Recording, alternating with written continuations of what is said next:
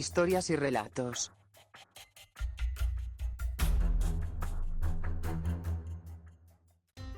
Hola, hola, hola, saludos a esta nueva publicación de Historias y Relatos.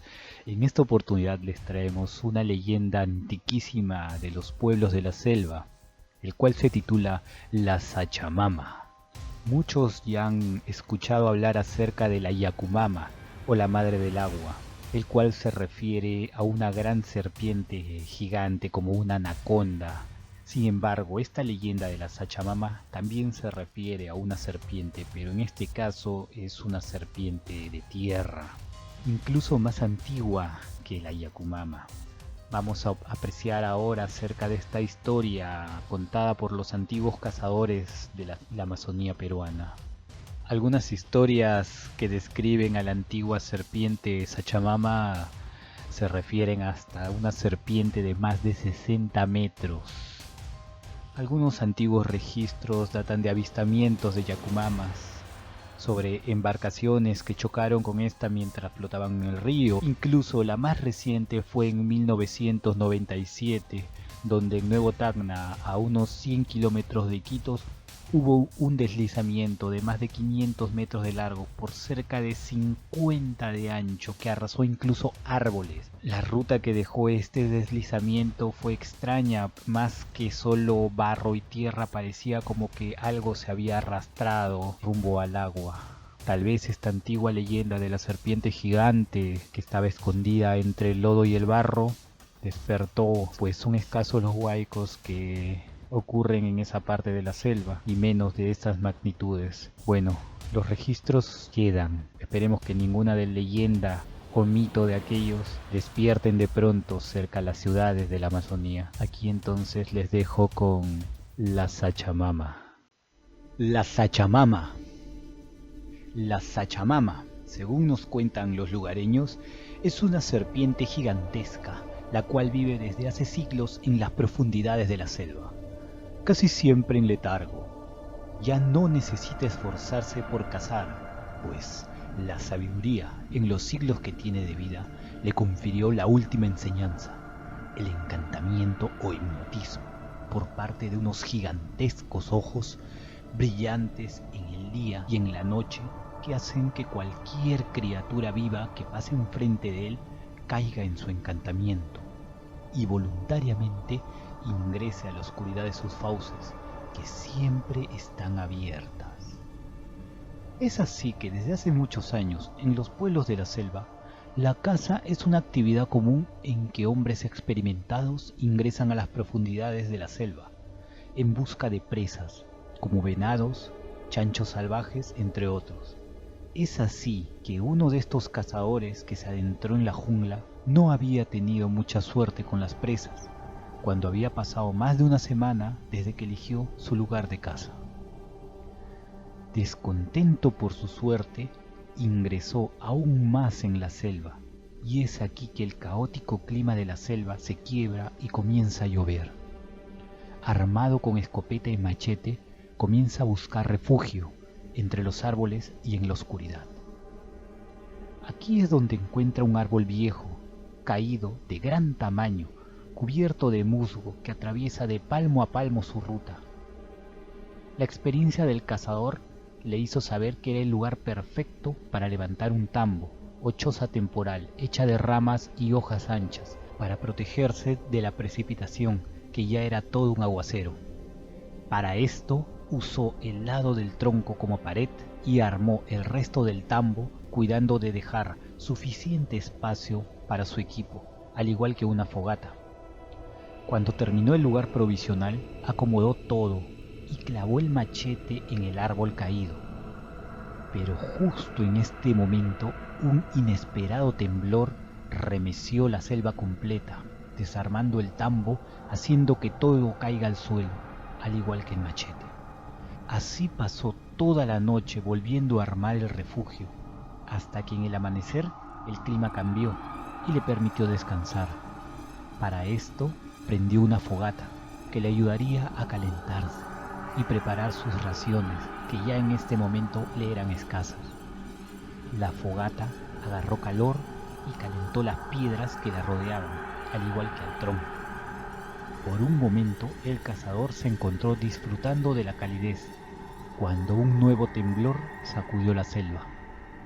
Destruyó lo poco que había levantado del tambo y levantó suficiente fango mientras se movió el tronco apagando el fuego.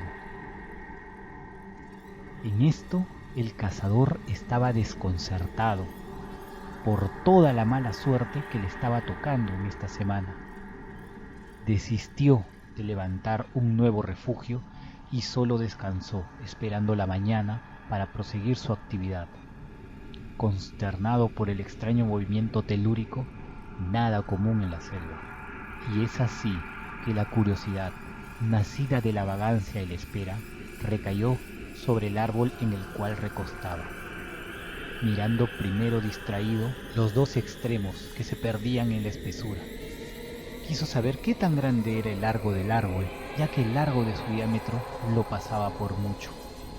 Siguió hacia uno de los lados, entrando entre los arbustos, y se dio cuenta que se dirigía hacia la que había sido la parte superior, pues el diámetro iba disminuyendo, haciendo más delgado el tronco.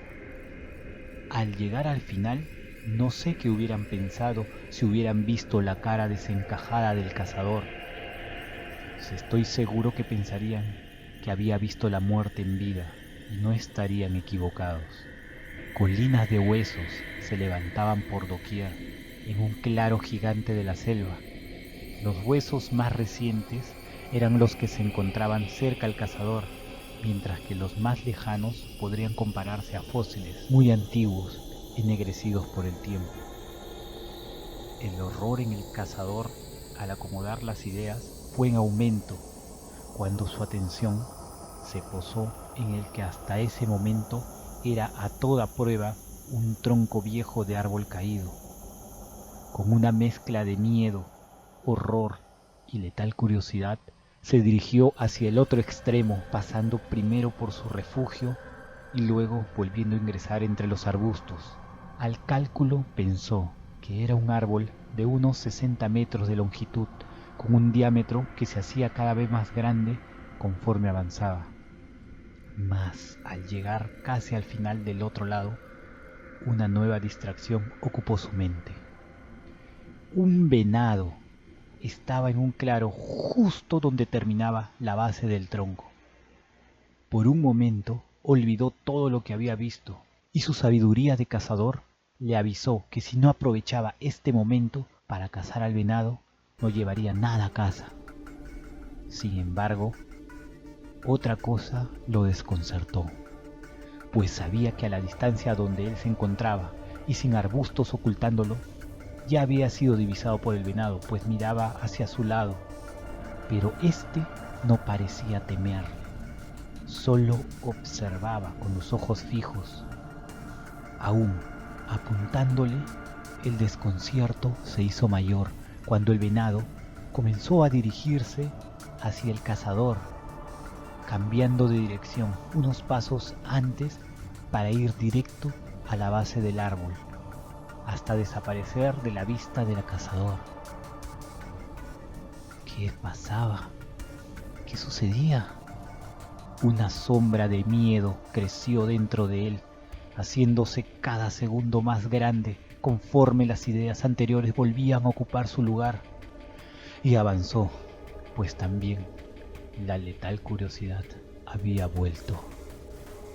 En solo un segundo supo que de cualquier lugar en el mundo, justo en ese momento, se encontraba en el peor, pues reconoció una gigantesca cabeza de serpiente con las fauces abiertas, unos ojos que soltaban un brillo frío, unos cuernos pequeños para su cabeza sobre los ojos que, según los conocedores, les crece a algunas serpientes cuando alcanzan la vejez, haciendo que la vista se vuelva irreal y demoníaca, siempre mirando hacia el claro, atrayendo a cuanto ser cruce y alimentándose así por siglos.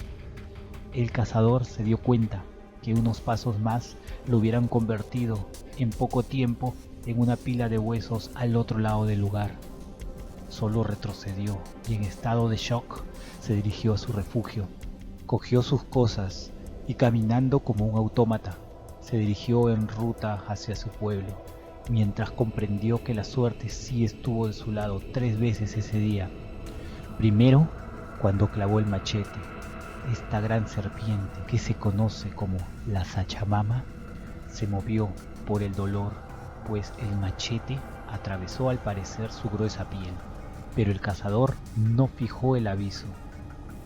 Su segundo momento de suerte fue el fuego, cuando molestó al costado de la serpiente y tampoco aquí se dio cuenta de este aviso. El último fue el venado, que justo por pura suerte estuvo presente antes que el cazador se dirigiera a la vista de la Sachamama. Él mismo, cuando se recuperó, relató el cuento a los lugareños, el cual se sumó a otros más que también habían tenido la misma suerte, para vivir y contar su experiencia.